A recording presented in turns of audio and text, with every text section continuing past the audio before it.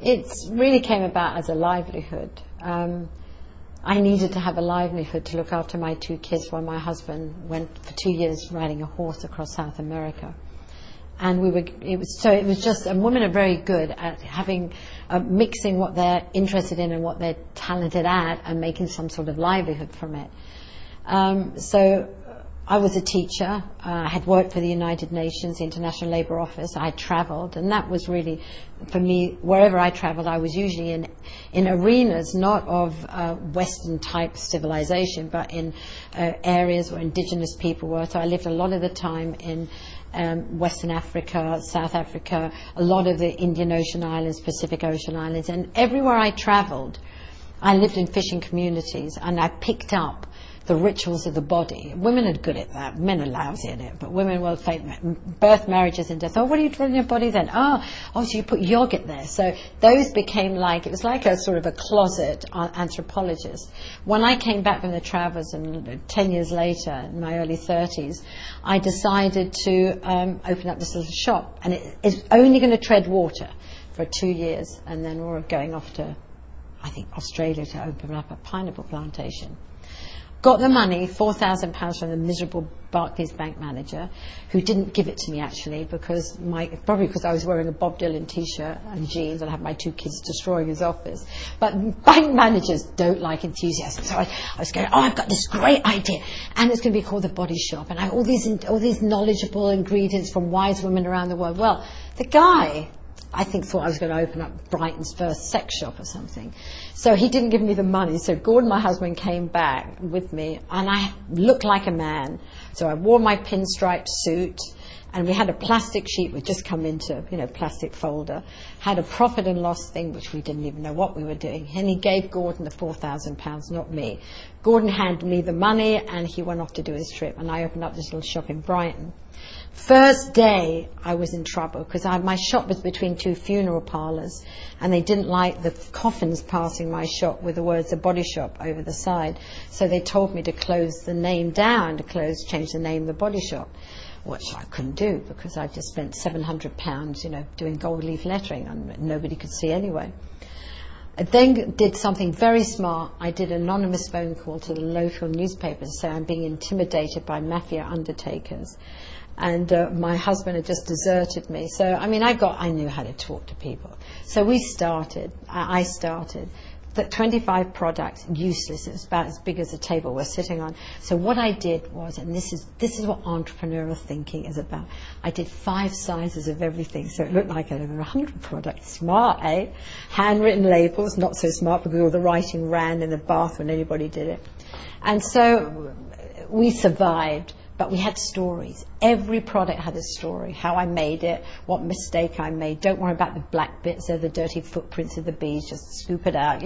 Lovely anecdotes. Anecdotes adhere to the mind. Gordon came back. I'd opened up a second shop, and he sort of said, this is interesting. So we came up with this idea of self-financing. We didn't even know the word franchising exists. And my friends were saying, oh, you can do this, I can do this. So we covered, we just painted the shop green. It was the only colour that covered the damp patches. Now it's the colour of the environment. And we just had friends and sold to them, and we had this alignment of friends. And then we got a bit more professional and set up a franchise system, which really meant it was very eccentric because nobody was allowed to be a franchise if they were business orientated, because we wanted teachers, we wanted activists. And I remember we gave them the Marcel Proust questionnaire. How would you like to die? What's your favorite color? What car do you have? We added this one. And what car do you want? So it jumped from a VW Golf to a Mercedes. We said, we don't like that type. It was so hokey pokey, I can't tell you. But what was really brilliant about it was community.